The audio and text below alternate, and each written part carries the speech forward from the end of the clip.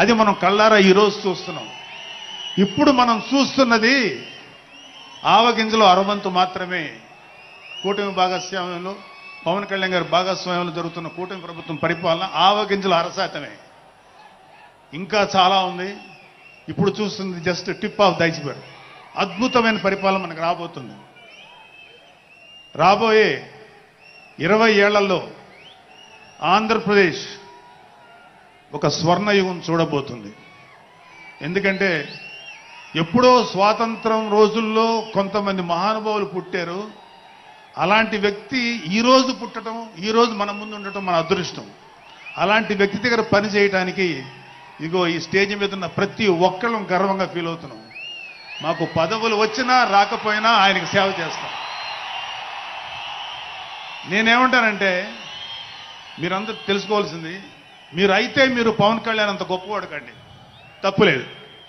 రాకపోతే అంతగా అవ్వలేకపోతే ఒక గొప్పవాడికి అనుచరుడిగా మారండి, ఏదైనా మంచిదే. నేను ఆ పని చేశాను. రెండో పని, పవన్ కళ్యాణ్ గారు అంత గొప్పగా నేను అయ్యే దమ్ము లేదు, కానీ ఆయనకి అనుచరుడిగా మాత్రం నాకు అవకాశం ఇచ్చారు. అది నేను చాలా సంతోషపడతాను.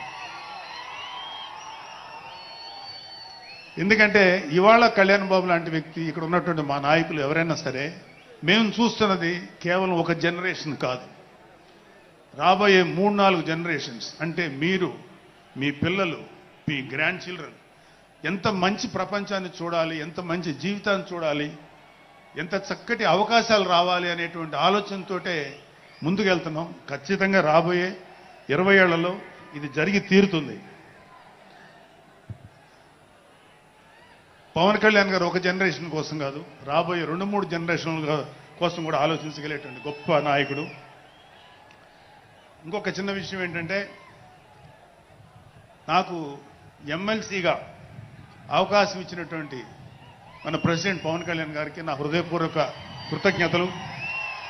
అలాగే నేను ఎమ్మెల్సీ కావటానికి నన్ను ప్రోత్సహించినటువంటి వ్యక్తులు, లేదా నేను ఎమ్మెల్సీగా ఉండాలని కోరుకున్న మీలాంటి ఎంతో అభిమానించే కార్యకర్తలు, అలాగే మా నాయకులు, ఆ రోజు నాకు సపోర్ట్గా వచ్చినటువంటి మా నాయకులందరూ, మనోహర్ గారు,